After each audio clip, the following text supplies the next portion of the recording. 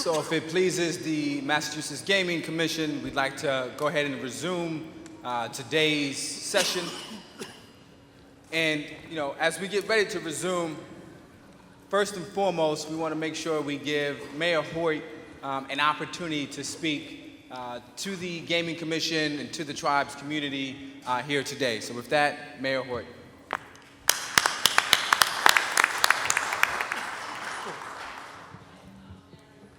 Thank you, Kevin, to members of the Gaming Commission, Chairman Crosby, members of the tribal community, Chairman Cromwell, the leaders of the community. It's great to be here today.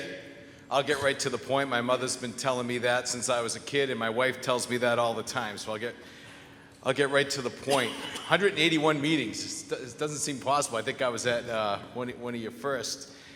But just to get right into it, I've been in office for 4 years now.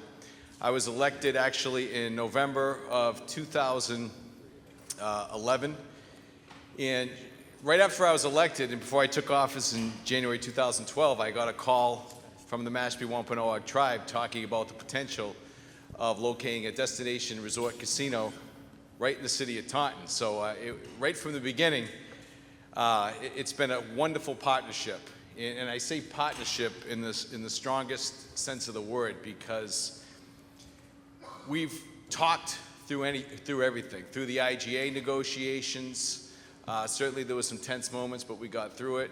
And another example is just a few weeks ago, or a couple of months ago, the tribe presented some initial plans, as Kevin had indicated earlier, about locating the first phase in some of the buildings that existed. And they knew right from that meeting that we weren't overly thrilled with the idea, so that was one of the reasons it was scrapped, and you see the beautiful renderings that you see today. Commissioner McDonald asked a point about workforce and job development. I think it was a great question. I spoke before the Chamber of Commerce just this morning, and Bristol Community College was there. I see Paul Vigents here right now, and jumped up and started talking about, and Commissioner Cameron mentioned that the casino gaming program that they're going to have right at the Silver City Galleria, which is a stone's throw from First Light Casino. So they're already engaged. Workforce development has been paramount to me since I took office 4 years ago. I mean, Taunton's a community where we had pockets of huge industry. I think back to where I grew up in the Whitenden section of town. It's famous for the Whitenden Dam break a few years ago, a potential break. You saw it all over the news. But in that corridor, we had anywhere between 3,000 and 4,000 people working there. We had businesses that you've heard of, such as Reed and Barton Silversmiths. You had the Whitenden Mills. You had Rennie's Curtain Factory right down the road. Pool Silver, which was another silver manufacturer. You had 4,000 people working there. You had a Ware section of the city where 4,000 people were working there. East Taunton had another pocket of industry. All those jobs, unfortunately, are gone, and they're not to return. So Taunton has had to reinvent itself. We've started to do that with the Miles Standish Industrial Park and now the Liberty and Union Park. We're very proud of the work that we've done and the job creation that we've done in this park. The First Light Casino, Resort and Casino, would add just another rung on that ladder of economic development that we're so proud of. And it's not just a project, I want to be clear, it's not just a project for the city of Taunton, but it's a game changer for southeastern Massachusetts. You saw the slides. We're less than 20 minutes from Fall River, less than 20 minutes from New Bedford, 20 minutes from Brockton. We're only about 35 minutes without traffic from Boston. This is a game changer for us in southeastern Massachusetts.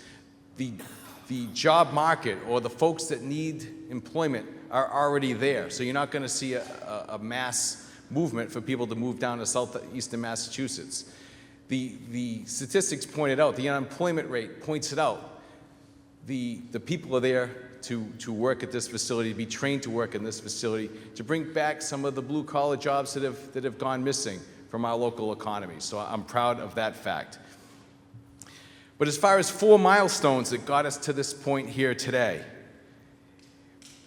and you saw him earlier, the IGA that was negotiated between the City of Taunton and the Mashpee Tribe, the successful compact I know that you're so familiar with it, between the Mashpee Tribe and the Commonwealth of Massachusetts. An overwhelming positive referendum vote in the City of Taunton. This just didn't squeak by, but it got 63% positive vote from the citizens of Taunton that wanted this project to move forward. And of course, most recently, you've heard Cedric mention over and over again the land into trust decision by the Bureau of Indian Affairs that's going to make this project possible. So we're excited, extremely excited about this project.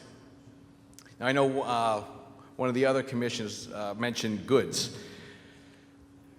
We have a tremendous amount of willing and able participants right in the City of Taunton.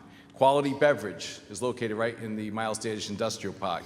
Martinetti Brothers, which is one of the largest distributors of wine and distilled products, not only in New England, but the country, is soon to be, or is in the process of being built in the Miles Standish Industrial Park. You have Horizon Beverage right over in Norton, Massachusetts, that's right there. So a lot of those goods will be coming right from those particular entities, so we're excited about that. But as I mentioned, this is a regional project, and there's no better place right there in southeastern Massachusetts than Taunton. We've seen the job creation. You know, we're probably a little bit low on our estimates that we've been talking about. You know, we're looking at least initially 2,600 full and part-time jobs. We're looking at over 1,000 construction jobs. Once the project is complete, we're looking at 20 new police officers and firefighters that will be funded on a recurring basis each year by the Mashpee Wampanoag Tribe in First Light Casinos. We're going to have critical upgrades to our water system, to our sewer system, many of our intersections in town that have been neglected for a long time. We're excited about those things. And it's also, payment in lieu of taxes is going to realize the City of Taunton more than $8 million a year. So all told, it's a financial package to the City of Taunton of around $14 million a year. We're so excited about this project. We can't wait to get started.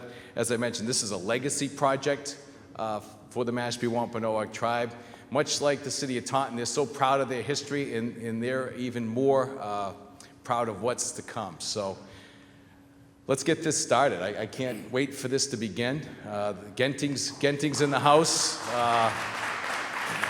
They've been here since day one. People thought that this wouldn't happen, but here we are.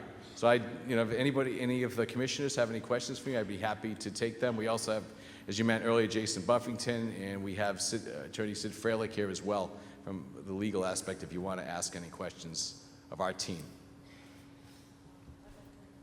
Oh, thank you. Before we transition, thank you, Mayor. Before we transition, we're going to have a brief comment by the Vice Chair of the Mashpee Wampanoag Tribe. Thanks, Kevin. No, I just wanted to address the question about education. Certainly, I do want to make it really clear, I'm sure it's already clear, that one of the primary reasons that we undertook entertainment of this sort of project at all is to address the educational and employment needs that the tribe has. Right now, we have a dropout rate for the tribal citizens of 48%. We have an unemployment rate of 49%. This is going to be a major lift up for this community, that we are trying to help ourselves be self-sustainable, not ask for anyone else to support us, but to support ourselves, which is one of the purposes behind the Indian Gaming and Regulatory Act. But I also want to mention that, as I said earlier, Wampanoag people have had a history of helping our neighbors since the Pilgrims came to Plymouth in 1620. A history of living cooperatively and trying to maintain those relationships. And toward that end, the tribe recently applied for and received a $300,000 grant where we reached out to Bristol Community College. We are actually working in partnership with Bristol Community College to bring training for these jobs for the region as well.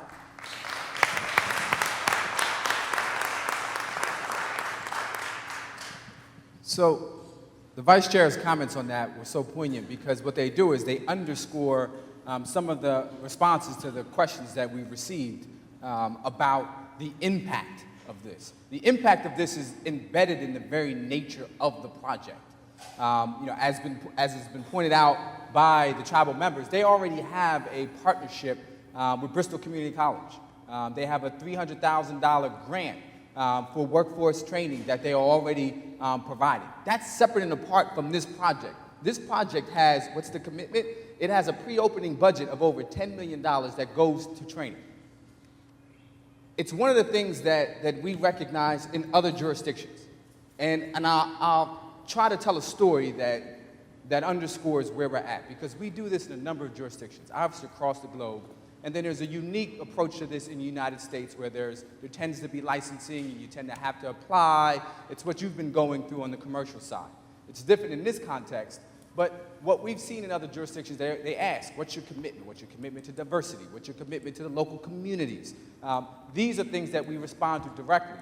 The beauty about this project is that it's embedded in its very nature. And one of the key things to that commitment is the very sustainability of the project.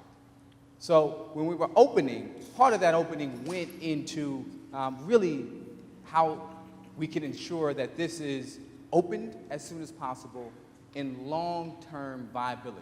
That's really what was being addressed there. And I tell it in terms of a story when we opened up the facility in New York on the Genting side, right? 2011, at the same time, a few months later, another facility was opening in Atlantic City. There was a lot of promises that were made with that opening. It was supposed to be the best and the biggest and the most innovative casino in Atlantic City, the Revel Project. Opened after we opened New York. 4 years later, that project was closing its doors in Atlantic City.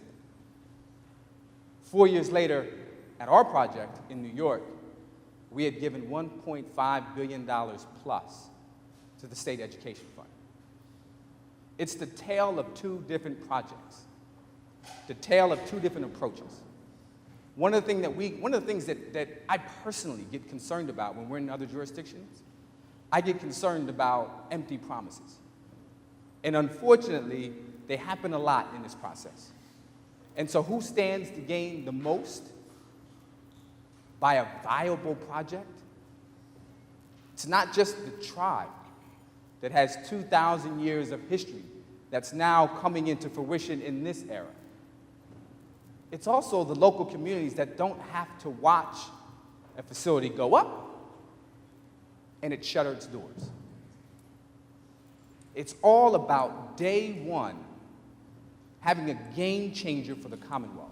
And that's what's developed here. And what you see in phase one, there was questions about the phasing.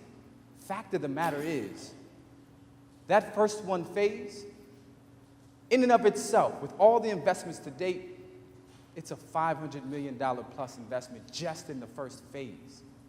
What gets rolled out in June of 2017 is best in class, meaning it beats anything else in Regency. And it is better at phase one. And you can make that assessment for yourself. It's better at phase one than some of the other proposals are at full development. That's the way that we've approached this, so that the commitment is one that's clear. We start bringing in and drawing in those dollars. It's jobs, thousands of jobs. At the construction phase, just in phase one, you're talking about 1,000 union jobs. That's why our union brothers and sisters are in the stands right now, because they know and they get it. It's jobs now, not tomorrow. And then it's also revenue. Revenue now, day one, a minimum commitment of $8 million to the city of Taunton. And it's a pool. It's a pool of over 2,000 jobs that are available not just to the tribe and its 500 plus employable members, but even broadly, more broadly to the community. So I just wanted to underscore those points so that we can wrap it up and succinctly focus on what it is that we are presenting.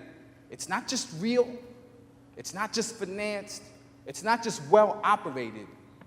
It really is the most direct and viable vehicle to jumpstart full-scale gaming in the Commonwealth. So with that, I'm going to turn it over to our environmental experts with Epsilon, who can go over all of the hurdles that the tribe has gotten through on the MIPA-NEPA process. Thank you, Kevin. Good afternoon, Chairman Crosby, members of the Commission. My name is David Hewitt. I am a principal with Epsilon Associates. We're an environmental engineering consulting firm based in Maynard, Massachusetts. I will not be as dynamic as Kevin, but on the plus side, I'll be very brief. So, as we look forward today towards groundbreaking and full construction and opening of the casino, we wanted to take a minute just to look back at some of the milestones that the tribe has already accomplished on the environmental front, just so that you can be assured that this project has indeed been fully vetted and is ready to go. Since about 2012, I have served as the project manager for the NEPA and MIPA process, the primary federal and state environmental reviews for the project. You're probably very familiar with the MIPA process by now. As an Indian casino requiring the approvals from the Bureau of Indian Affairs, this project was also subject to NEPA review, National Environmental Policy Act, at the federal level. It's a process very similar to MIPA that requires a great deal of public outreach and a comprehensive and thorough environmental review. And I will say it's important to note that while a MIPA document is sort of directed by the tribe, and you can say, well, consider the source, the tribe wrote this document themselves, it's important to note that at the federal level, Epsilon really answered to the Bureau of Indian Affairs and the Department of Interior when putting that document together, and then it was fully vetted at that level. So the process began back in May of 2012 with the initial notice in the Register. We held public scoping meetings in both Mashpee and Taunton. We issued a draft EIS the following year, the final EIS in 2014, and eventually, as you know, the Bureau issued the record of decision late last year. The MIPA process followed almost a concurrent review. As you know, it's also a three-step process, and again, the ENF was filed in 2012 with the draft EIR coming out in 2013, the final EIR coming out in late 2014, and the final certificate from the Secretary kind of closing out our MIPA process coming out early last year. So just, I'd like to make just two observations about the NEPA and MIPA process. The first being the great deal of public outreach and public participation that was required, both at the scoping meetings, both at the public hearings, the obligation to put documents out for full public consumption on the web and to be mailed to anyone that requested one, the complete necessity to respond to comments that were received. It had a very robust and comprehensive public process.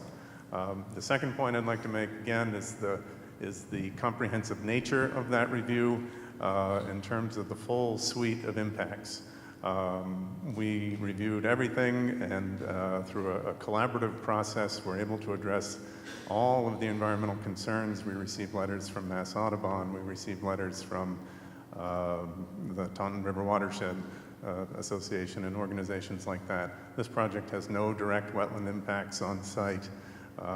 It is meeting the DEP's standards for stormwater management and so forth. So there is no area of environmental impact that has gone unreviewed and hasn't been examined very closely and fully mitigated for through these processes. Of course, the biggest concern throughout the entire process was that of traffic. As you know, the casinos generate a great deal of vehicle trips. The tribe has really worked long and diligently with Mass DOT to arrive at an extraordinary mitigation program that's being proposed that will assist the state in accomplishing its goals, assist the city of Taunton with accomplishing many of its goals. And these improvements are not only just to serve the the casino traffic, but to address longstanding problems in the area. And to really fill you in on all these, I'd like to introduce David Matten from Howard Stein Hudson, the transportation consultant. Thanks, Dave. Thank you to the commission. Again, my name is Dave Matten. I'm with Howard Stein Hudson Associates. We're a Boston firm. We do civil, transportation, engineering and planning, and public involvement. You know, I feel that we have the non-sexy portion of the show. And, you know, Dave and I, we usually get stuck in that role, but here we go. Back in, early in this project in 2012, we went through a very extensive process with the city of Taunton in the development of the IGA. You know, it was then that the city residents and the public officials made it clear what some of their concerns were, regionally and locally. And then we also met with the DOT to talk about their issues and concerns. And right from day one, before we even put pen to paper, we made sure that we were addressing some of those concerns. I'm not going to go through all the mitigation here that we ultimately refined and resolved. Actually, go back, please. But you can see here in the city of Taunton alone, there is a lot of work that we're doing. Some of their major safety issues locally are being addressed. Some of the East Taunton residents in particular, we're trying to deal with that community in particular as part of this project. You know, it's those citizens that would be impacted the most, and I think we're addressing the issues that were raised in the process. The other part about this is we've held not only through the MEPA and NEPA process, the public involvement related to that with the community, we also had separate meetings to meet with the community after the plans had been developed preliminarily. We met with the community, we went through all the improvements, we had an extensive outreach to make sure that all of the affected neighbors were there at that meeting or invited to that meeting. We held that meeting, we had mailing and other emails back to us as to their issues or concerns, and then we held another meeting as we developed the final design to show the community how we addressed each and every one of those concerns. DOT, same thing with the DOT. You know, the DOT had a project at the interchange of 24 and 140 that was on the long range. It was a 15-year out project to solve some of the existing issues that are happening out there. The tribe is putting up money to solve that issue now.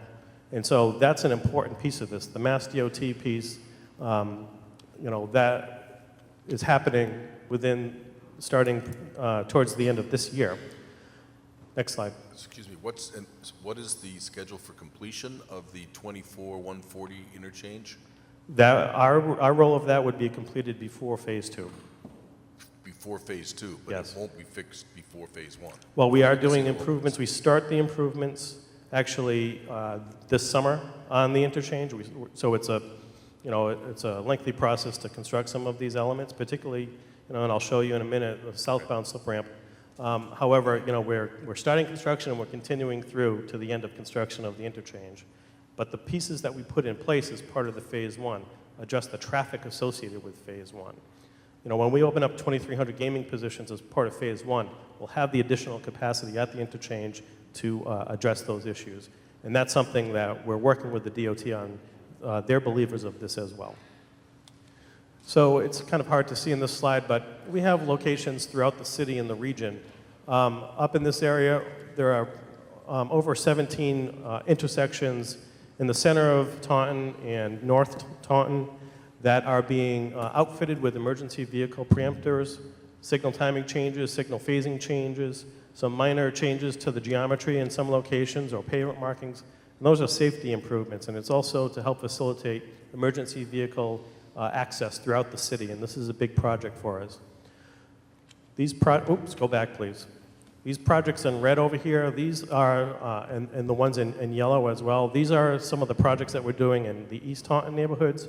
They involve anything from safety improvements or pedestrian access improvements all the way up to new signalization. These, please go back, thank you. This one here is an important one to the city of Taunton. It's the Harts Four Corner project, and I'll go over that in a minute. And then these along the Route 24 and 140 corridor, those are improvements as well. And include some intersection work that's west of Route 24. Next slide. Thank you. And so Hart's Four Corners, again, this is an existing safety and capacity issue for the city of Taunton. This is the existing condition. Our proposal is to work with the DOT to widen this, next slide, widen this out. And so this is a project that's currently on the tip. It's programmed to start construction in 2017. We're not generating a lot of traffic through this intersection. I think it's just 50 vehicles at worst case. However, the work that we're doing through the tribe on behalf of the city is we've designed this to 100%. And so this is in with DOT at 100% design. We're just finalizing the right-of-way so that we can advertise this project for construction. This is an East Taunton intersection. This is at Middleborough Avenue at Pine Hill. This is an existing safety issue at this location. Currently are stop signs that control 3 of the 4 legs of the intersection. People aren't really sure when to stop or go on some of the approaches. We're making some significant improvements. We're putting in a new traffic signal here, and also many pedestrian improvements as well. Another issue is this intersection at Old Colony Avenue, Liberty, Middleborough Avenue, and there's a post office over here. These offset intersections, again, it's unsignalized today. Safety issues, there's been some high crash locations within this intersection, so we're making improvements to this intersection as well. We're putting in a brand new traffic signal as part of the work, and also, again, pedestrian improvements and other safety improvements in the corridor. One of the biggest areas that we're changing, obviously, is site access. And so, to orient you a little bit here, this is from Route 140, this is the off-ramp to Stevens Street from Route 140 northbound. The Galleria Mall Drive is off in this direction, and so this is the approach towards the casino from where most of our traffic is coming. This is an existing signal.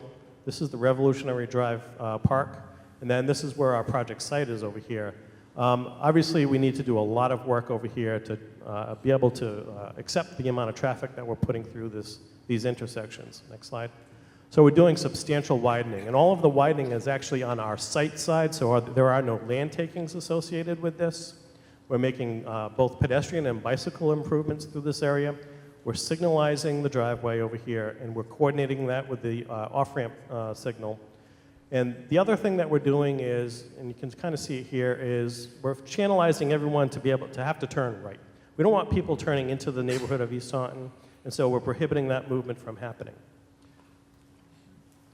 There are other changes that we're making. And the schedule for all those improvements? Before Phase 1 opens. Before Phase 1?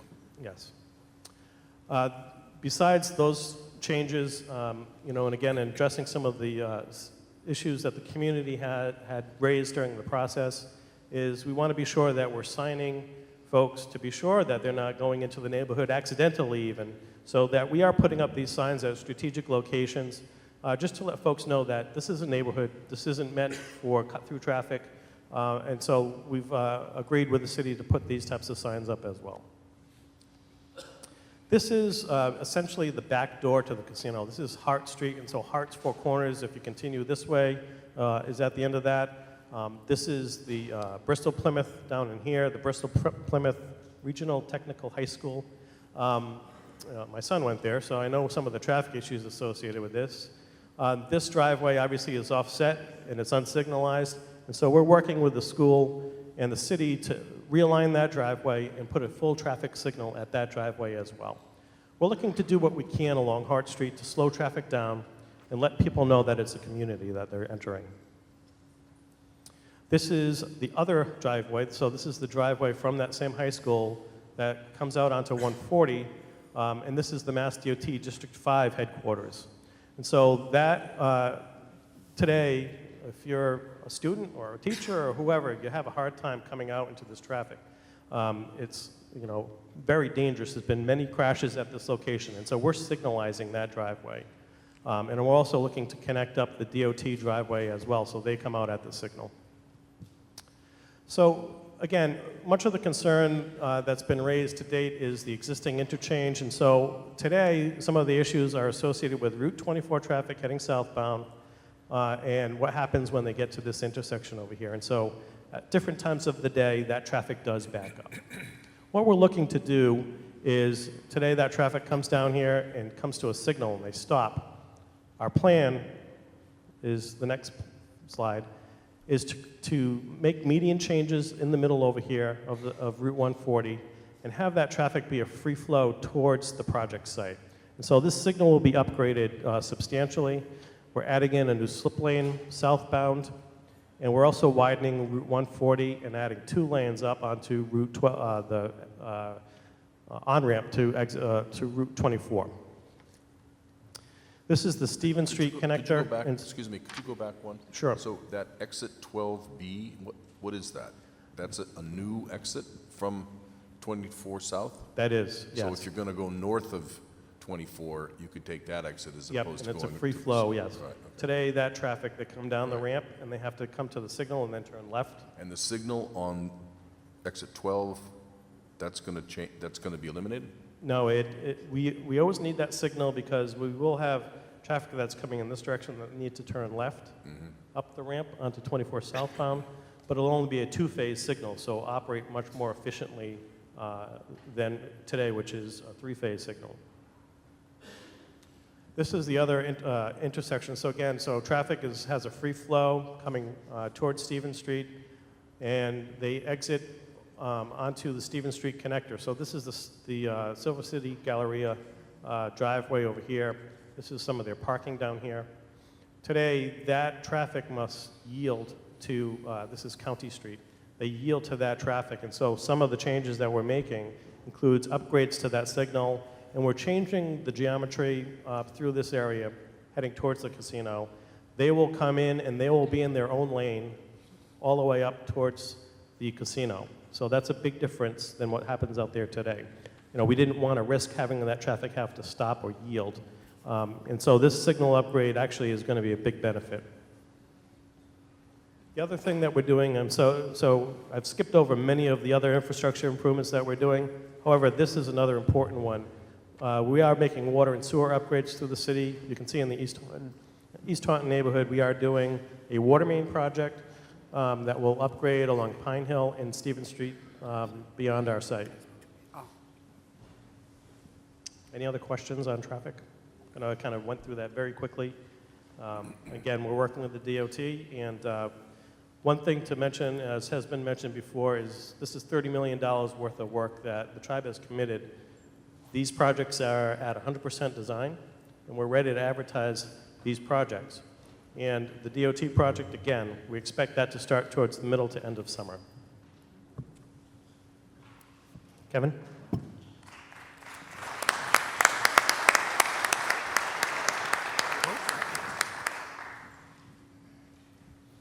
So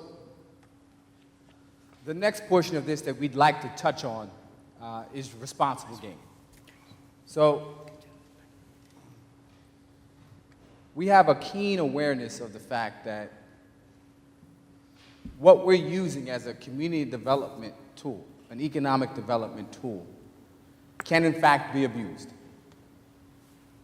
And we have been at the forefront of ensuring that this particular type of development is one that is supportive of communities and enhances rather detracts from communities by allowing it to not be responsibly managed.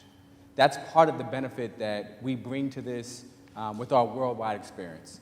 In the state of New York, I made reference to the fact that we were there when they started full-scale gaming with Seneca. Part of that process, working with Jim Maney, who's there today, was developing the state of New York's parameters for responsible gaming.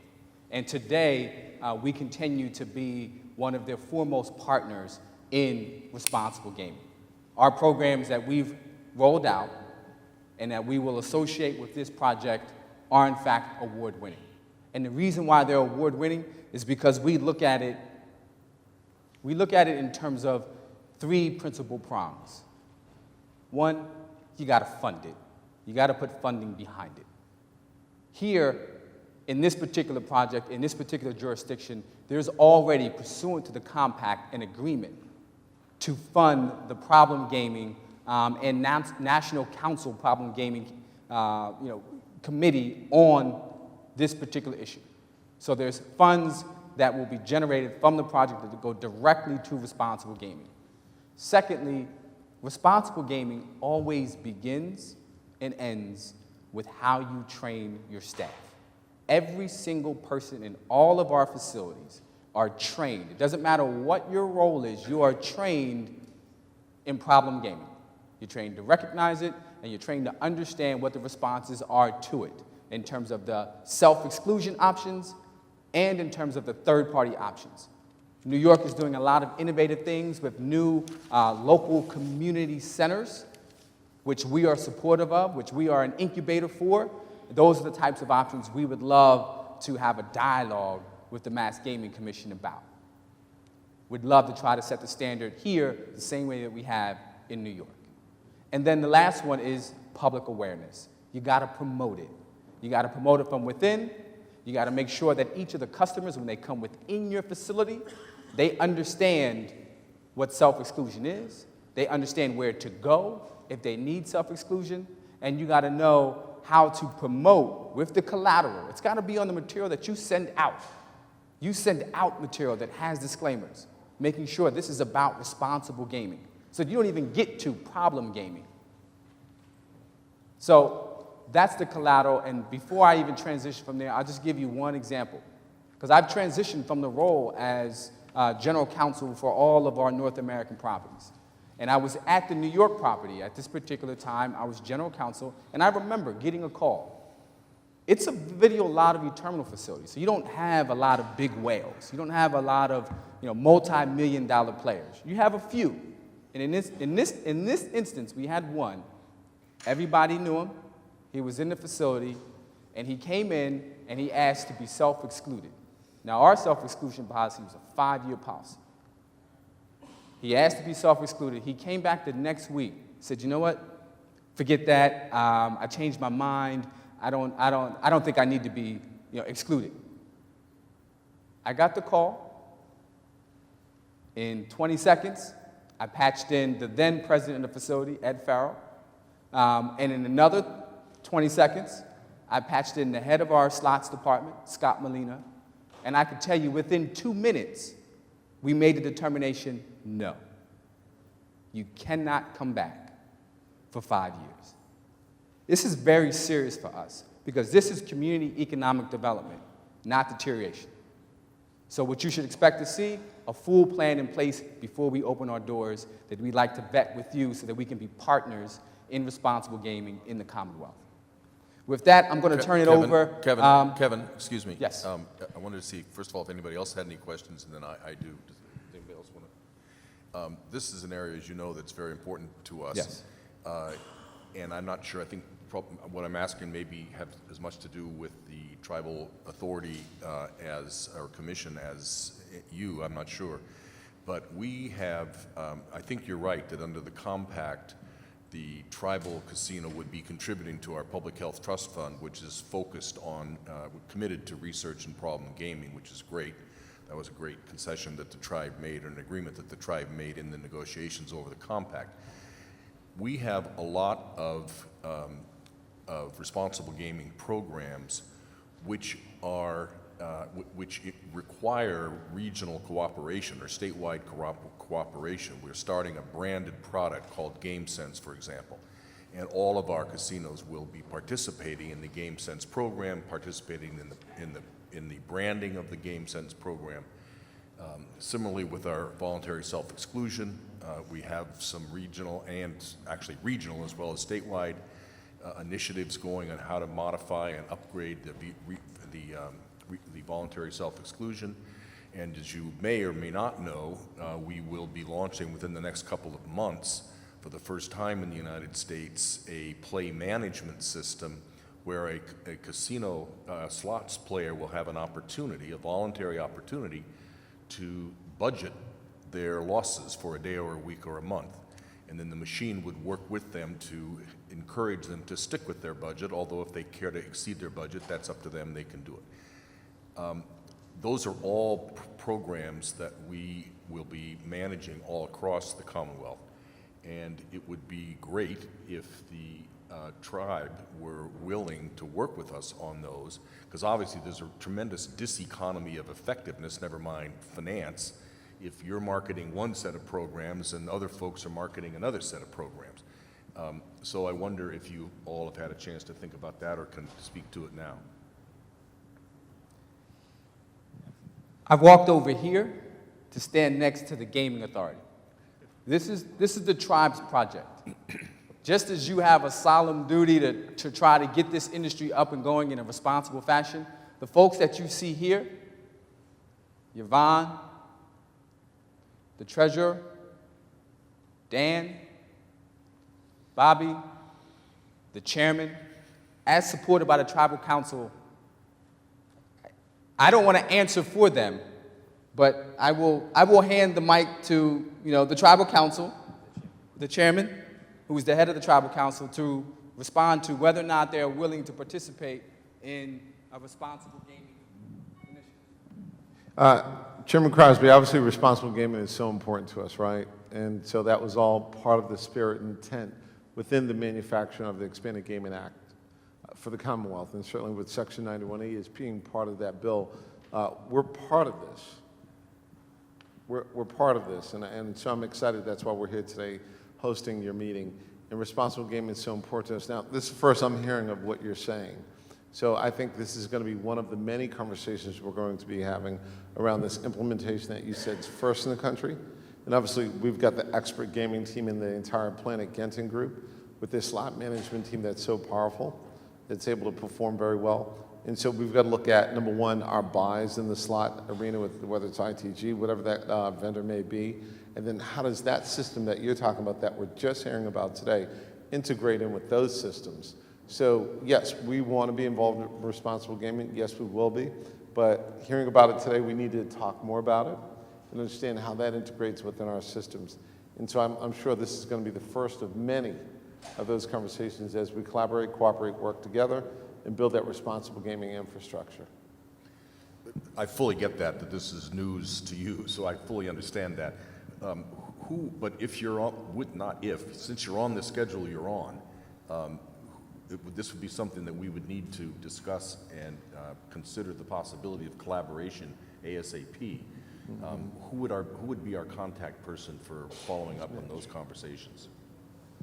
So we've got a gaming commission. Number one, Mitch Herdlicker, if you could come forward.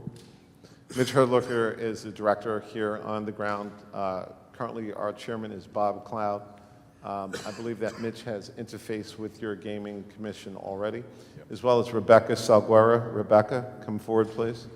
And so, and I believe also Arlinda, you've been involved in meeting with the gaming commission as well.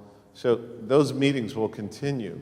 And what we've got to hear about is your plan around this implementation and how it integrates into the systems so that we can understand how we can work with it to implement it. So I want to turn over to Mitch. Mitch, you've got background in responsible gaming. Can you speak to that? Sure. I think my name's Mitch Herdlicker. I'm the Director of Backgrounds and Licensing for the Gaming Commission, the Tribal Gaming Commission. There's a big distinction, as you folks are well aware of, between tribal gaming and the state gaming. And we have an obligation as a result of the compact to engage in responsible gaming, and for people who have difficulties with gaming, there's exclusion processes. The casino can exclude people. They can be self-excluded if they so desire. I've even seen people who were self-excluded and then came in with disguises on just to continue to gamble. But that's all part of the work that you do with the security department of the casino, with the surveillance department, and with the compliance department. You all work together in concert to keep those kind of people from further damage to themselves and their families, unfortunately. But we do, as a result of the compact, have an obligation to help in that arena, and I'd be more than happy to discuss any kind of program you folks have or something that you have in place now where we could all do that come to an agreement, have one type of system, because I think that works better when we all work together rather than have different programs. But there's a variety of things out there. The ones you're talking about specifically, I'm not aware of. That'd be great, thank you. Sure. Good afternoon, Chairman. I have met several times with your staff. Thank you so much for cooperating with us and collaborating. We started meetings last fall, and we've had a very good interaction and discussions with Catherine Blue and the rest of your staff, your licensing department, and it's been a very good opportunity to get the process started. So just to reiterate, it's the first that we're hearing about it, but not only is it a compact requirement, in all good faith, the tribe wants to handle this issue and make sure it's doing the right thing. So of course we would discuss it further and go back to the tribe to make a final decision. Okay. Absolutely, and one last comment. Sure. Thank you, Mr. Chairman. Good afternoon, Chairman Crosby and Commissioners. Walter Foster, as you know, one of the attorneys for the tribe, where we're working very diligently directly with the Commission staff on all of the aspects of the compact, and we'll continue those dialogues that we've begun and kind of speed up the addressment of the problem gaming and the programs in collaboration on that. Thank you, team, and thank you, Chairman Crosby, for the question. Very important around responsible gaming. It's a collaborative, cooperative effort based on law that we've established together with the Commonwealth, and we want to be just as responsible as your commission is to ensure that we protect the safety of people that may have those problems or challenges. Thank you, Chairman. So it was important for us to get up as many people as we could because developing and designing the project is one that the tribe could do on its own to get to this phase of having a turnkey ready development. But dealing with something like responsible gaming is something that the tribe cannot, and as you've heard, will not do on its own. The tribe is very much invested in ensuring the fact that there's a collaborative relationship amongst the gaming commissions and between the tribe and the Commonwealth to ensure that this industry that you're growing here in the Commonwealth is a responsible one that promotes social benefits. And on top of that, you've heard from Genting as an operator on behalf of the tribe. One of the things that we've learned across the world is that it is not an economic detriment to a gaming facility to have a robust problem gaming and responsible gaming program. In fact, our facilities produce just as well, if not better, when you approach this in a responsible fashion. That being said, I'm going to turn it over for one of the remaining elephants in the room for a litigation update. Good afternoon, Commission. Thank you for the opportunity to speak. I'm proud to be here with the tribe and to present this project to you, which is very exciting. My name is Arlinda Locklear. I'm the attorney who worked with the tribe on the preparation toward the final decision here, the record of decision that was published on September 18, 2015. I'm going to be very brief because this is more about the project and not about legal issues here. But just a couple of points I would like to make quickly. First of all, the quality of the decision itself. The record of the decision is, as you've seen, a very thorough analysis of all of the legal and historical issues that the department must address to make the decision on taking this land into trust. That decision was not made lightly. That decision is the result of 3 years of close and careful deliberations by both the Department of the Interior lawyers, known as the Solicitor's Office, and the Department of Justice lawyers. The Department of Justice contemplated that there may be litigation on this in anticipation of that possibility, but those two agencies worked closely together to address every single legal issue and historical argument that had to be addressed as the foundation of that decision. That's important because once an agency does that, and then the United States is sued upon that agency decision, of course it's a fundamental principle of administrative law that the agency's analysis of those issues is entitled to deference by the court. That's important because that issue is overlooked by those who complain about the rod and see problems with it which we don't anticipate at all. We are fully confident that in the Department of Justice to defend this rod. Finally, let me make a point about a legal analysis that was done by the Nixon and Peabody law firm presented to the commission, which is part of your record, in November of last year.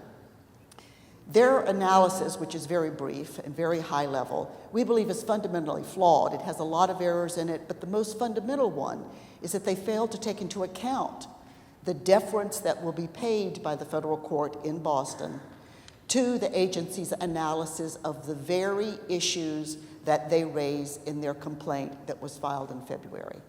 Every single allegation made, both on the law and the facts, is addressed at length in the rod. And because that analysis is entitled to deference by the federal court, we're very confident in the Department of Justice's ability to defend that decision. Finally, let me say the fact that that lawsuit has been filed affects none of this. That lawsuit proceeds and will fail, we believe, at the end of the day, without regard to the plans that you've seen discussed today. That litigation must meet not only the very high standard on the merits, but there's nothing in that litigation that even asks the court to enjoin any of this project. And even in cases like this, in other cases where similar plaintiffs have sought such injunctive relief, it's been denied every single time. So we're fairly confident that not only will they fail at the end of the day, they will not be able to stop this project going forward. The project is ready to go, it has full funding, and we think it's going to happen. So thank you.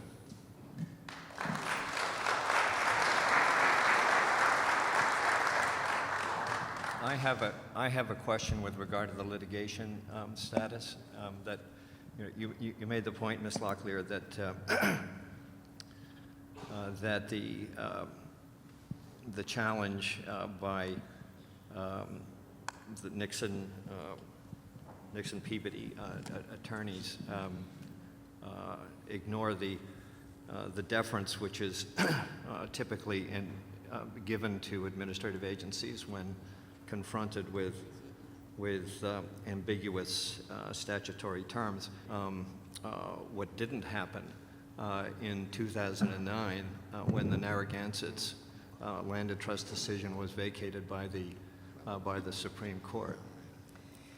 That case involved different language. It involved a provision in Section 479, which is the same general provision that defines Indians eligible under the Indian Reorganization Act. However, that language, the word that was the subject of that decision was the word now. And the question was whether now meant as of passage of the act or as of the date that the application for the trust application was made. And the Supreme Court said that now is pretty plain. Now means now, and they did not consider that to be an ambiguous term. However, when you look at the entire categories of eligibility, which the Department of Interior has done since then, the department has concluded that the entire section itself that defines which categories of Indian are eligible outside that word now, how you interpret those standards, is indeed ambiguous.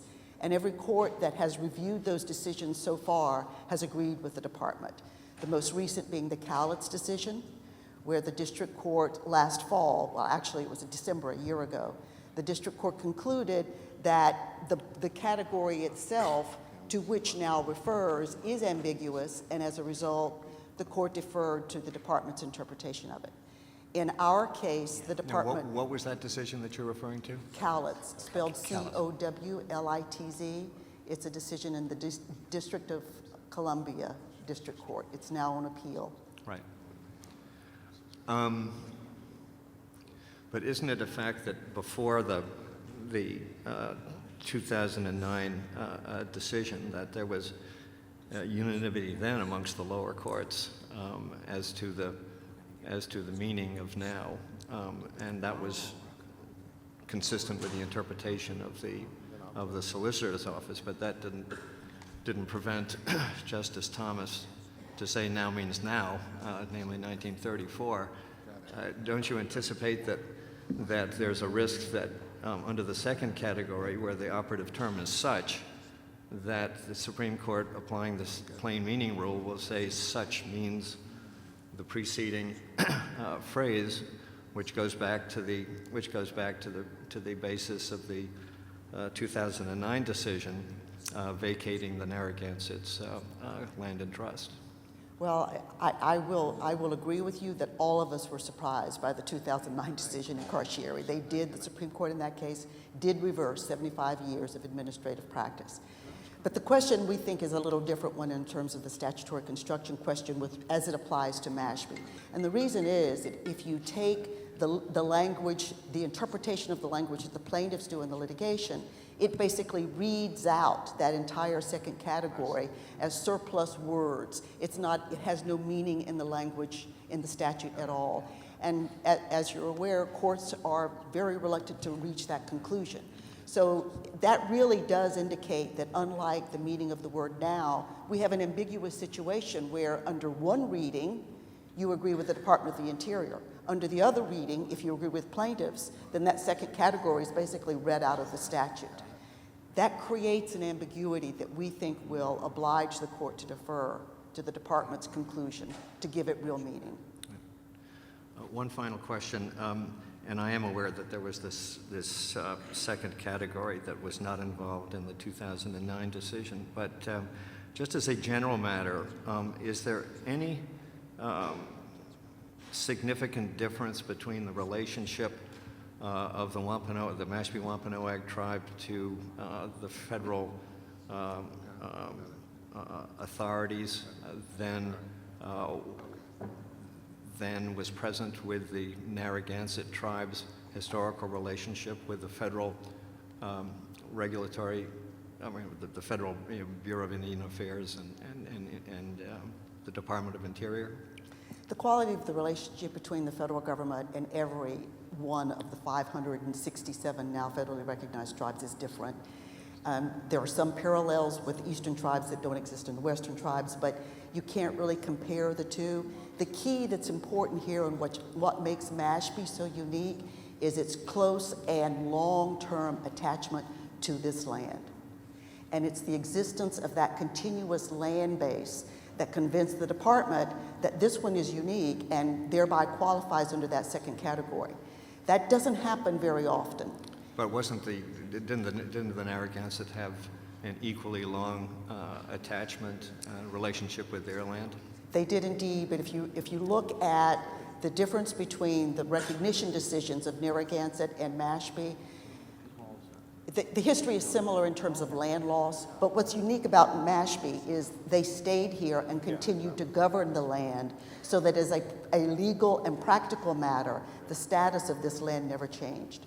And I think that's what makes the Mashpee history so unique and really why the department felt so comfortable using that category of eligibility for Mashpee because that history is so unique. It doesn't happen very often, but it happened here, and that makes this really susceptible to that category and most appropriate. Thank you. You're welcome. Any other questions? Yes. Thank you, Arlinda. So now we're going to bring it to a close. You've gotten a wealth of information. You just heard the litigation update. I know a lot has been said about what the impact is, what the impact of that litigation is on Genting's commitment to this particular project. Zero. We're moving forward. We're groundbreaking because there is also zero precedence for any project at this stage being somehow derailed. We've committed. We're going to continue to commit. We're moving forward. They have land in trust. That being said, I'm going to quickly go to the summary slide, and so that everybody in the room can read it, see it, make sure we hit each one. The Mashpee tribe is a federally recognized tribe, and I'll do one point of correction. I said multiple times that this is something that's been in the making 2,000 years. And it's because it's hard for me to wrap my head around the fact that we're actually talking about 12,000 years. I just can't even begin to wrap my head around that. But that's how far back the tribe's roots go. That being said, you've seen, you've heard, this is a world-class team of developers, consultants, and managers. And the whole entire focus is on a long-term legacy project that from day one is best in class. The design and plans, everything that you've seen, the construction documents that you have here before you, to reiterate, 100% complete. These are not pretty pictures. And it's not just for a first phase or a second phase. This is for the master plan, 100% complete construction documents, and over $20 million investment. And lastly, you hear a lot of passion from the Genting side, and obviously a lot of passion from the tribe side. That's because whether you look at it from the numbers perspective, or whether you look at it just from the general perspective of being a part of history, the tribe that welcomed the Mayflower, being a part of history, however you look at this, this is in fact the best, most viable, most dynamic vehicle to get the gaming industry started here in the Commonwealth of Massachusetts. And as we do it, you can expect full collaboration and a partnership with the Mashpee Wampanoag tribe, its tribal council, its gaming authority, and its gaming commission.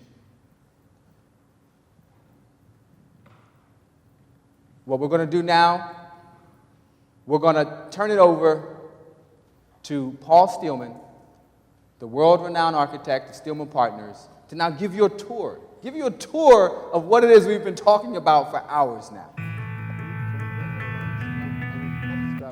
Can we dim the lights? Let me stand up next to the chairman here. I want to use the podium.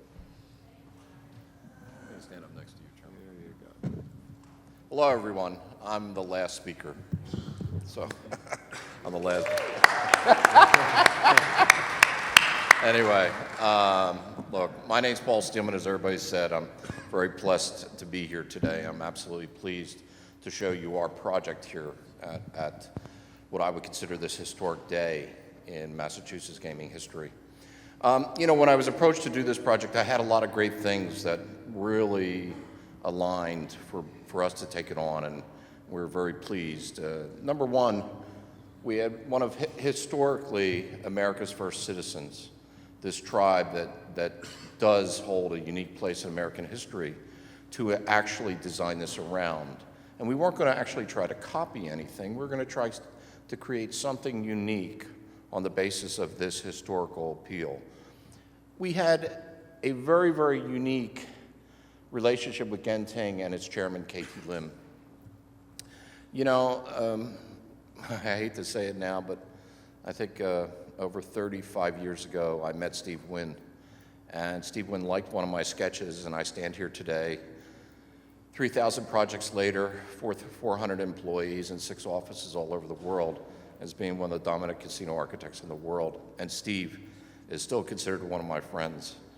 And Steve actually called me about the Boston project that he's working on, because we had we had designed a casino with a very tall ceiling, and he wanted me to ask me about it. But in working with Steve, I came to understand what great men do, what our entrepreneurs, what our mavericks of this industry do. The mavericks of this industry are truly unique guys, and KT Lim is that guy, and I know it. KT Lim is a dreamer. He is a visionary, a pioneer. When the chairman of PACCOR, which is the Philippine Amusement Corporation, a board similar to yours, visited all the casinos in the world, he came back to me when I was doing the master plan, and he said, Paul, we want Sentosa. That's what we want. Because in KT Lim and in Genting, we have the ability to do many tandem-based activities. And tandem-based activities are, in fact, what drives gaming revenue. And we were really pleased that, in fact, we could work with this Maverick on this historic piece of property, with this historic owner, to, in fact, create something new, something unique on the basis of this history. Then I went to look at the site, and there's nothing that makes my heart beat faster as a casino architect is when I have a site on a freeway. I love it. It's much better than a beach for us. And we thought that the site here was absolutely spectacular.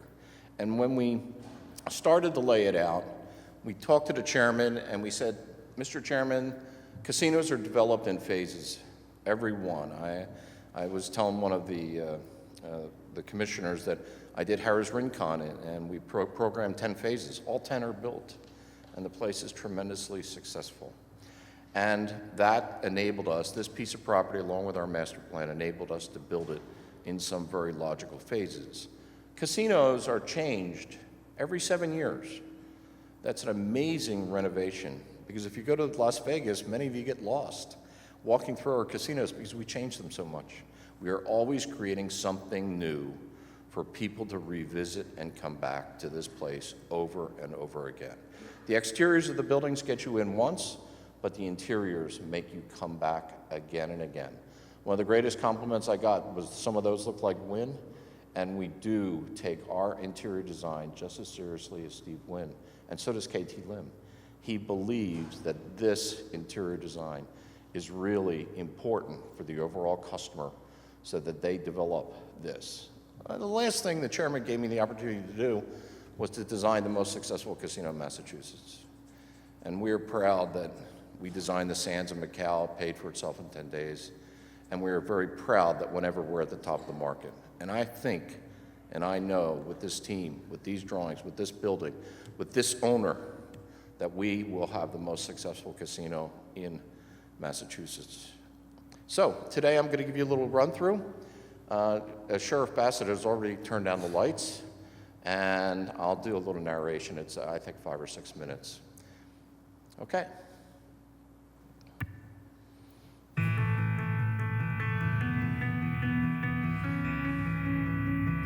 This is an aerial view looking over the intersections with the 2 hotel towers.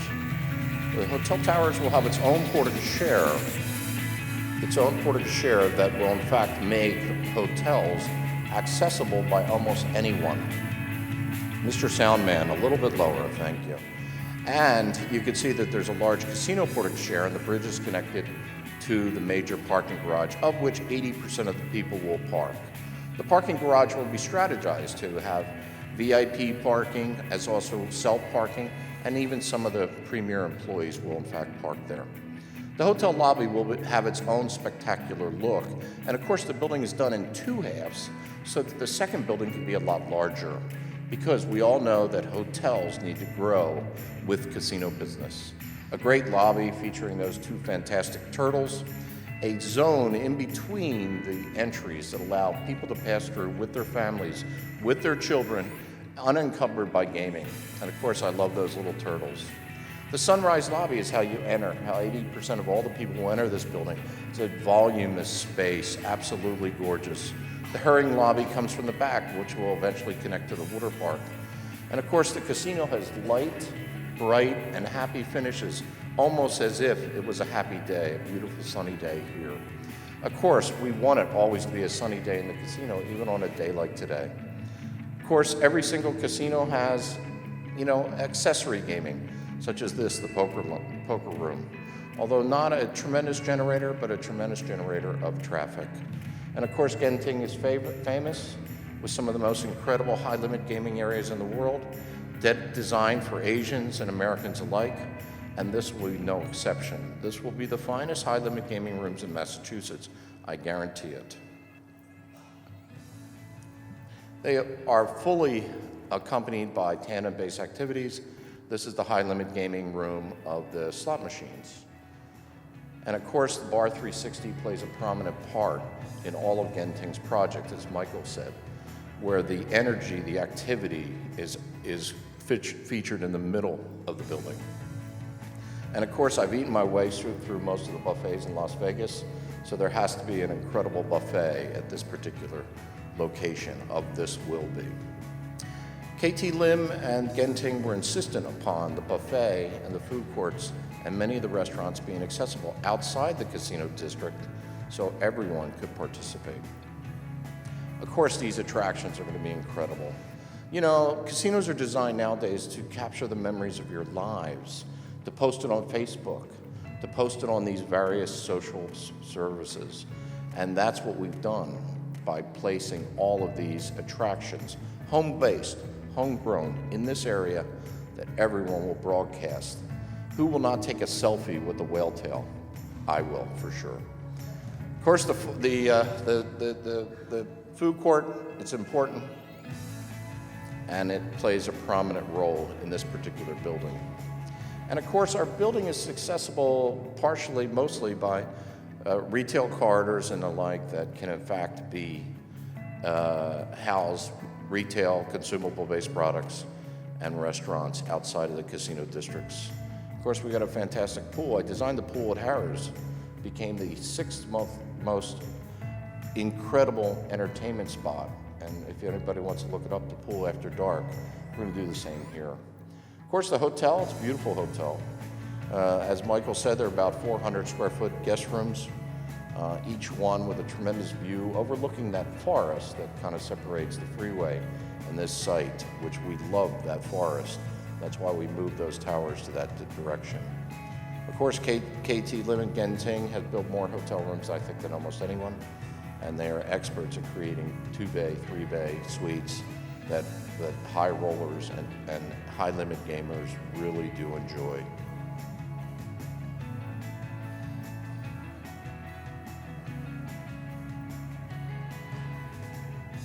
Here's the top bay in the first phase hotel, the 3-bay suite.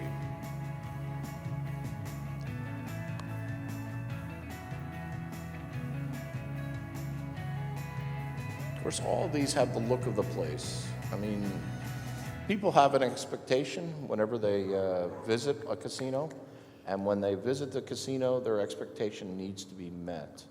They cannot walk into a building, look left, look right, and say, I've seen it all. Casino architecture is judged in 5 minutes, not in 50 years. This, in fact, casino will be judged the best in Massachusetts, I'm sure. Thank you very much. Thank you, Mr. Chairman. Thank you so much. I love you, man.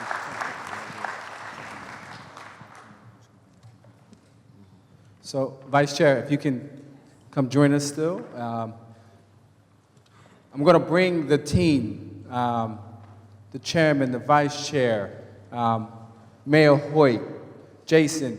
We're flanking the Tribal Council that I also invite, Tribal Council, Gaming Authority, because I want you to see the team that this is built on. Also, Jeff Hartman, who hasn't gotten, come on, Jeff. Come on, and the rest of the Genting team, come on. Demio Penta, come on, everybody. Dominic, even RGB, you. RGB, come on down. I see you, Mike. So, whether it's the likes of, on our side,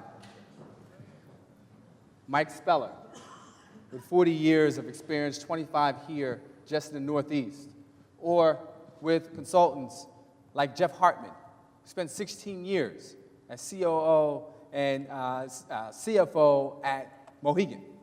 We know this market. Whether it's the assistance of, you see Mark Forrest back here shuffling people, but the Delahunt Group and Mark's work in terms of pulling all this together on the PR side and the political standpoint, making sure all the wheels are moving, making sure we're addressing everything that needs to be addressed, and of course, the tribe. This is the tribe's project. It's the people standing. It's the people in the bleachers. It's city council members. This has the strong support of more than enough people to make it the best-in-class development in the Commonwealth and to make it something that is a legacy project. So with that, I turn it over to the chairman. Thank you. And I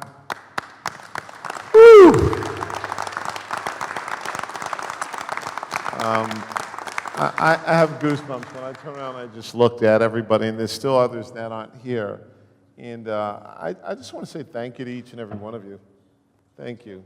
Good job, everybody. Thank you. And this is what a team that works as a family, yeah, because we fight and we argue, we disagree, but it's a team that works as a family. So this is First Light Resort Casino being built in the great city of Taunton, Massachusetts.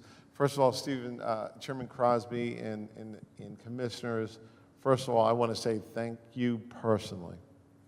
Put your hands together for the Massachusetts Gaming Commission.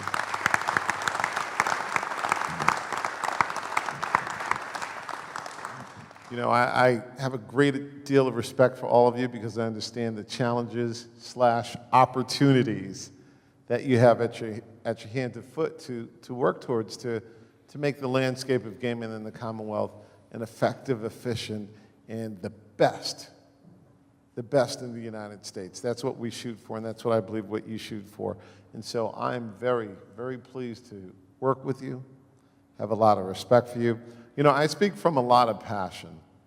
I speak from a lot of passion, 400 years of challenges that my people have gone through, obstacles and you name it, of having land taken from our people. Now we're growing back as a sovereign nation.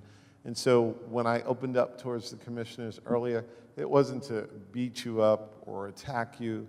It was just to state the case of our position and from a passionate, very respectful position, speak to you in that way.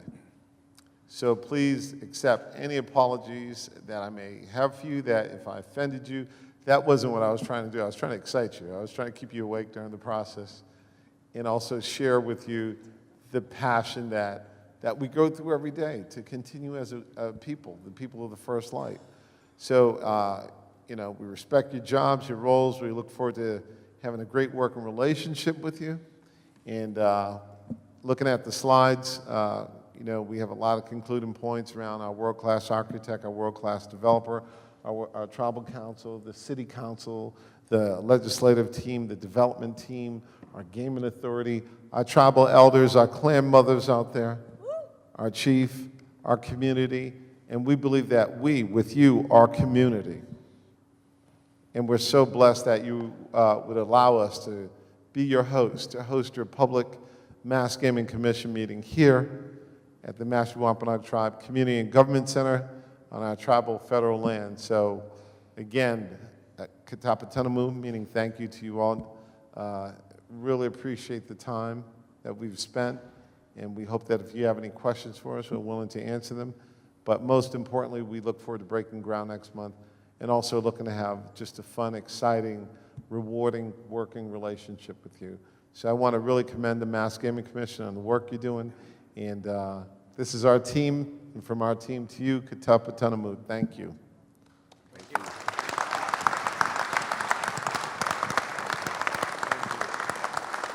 Thank you very much, Chairman Cromwell. Thank you to all of you, the members of the tribe. Thank you again for inviting us onto your sovereign land. We appreciate it.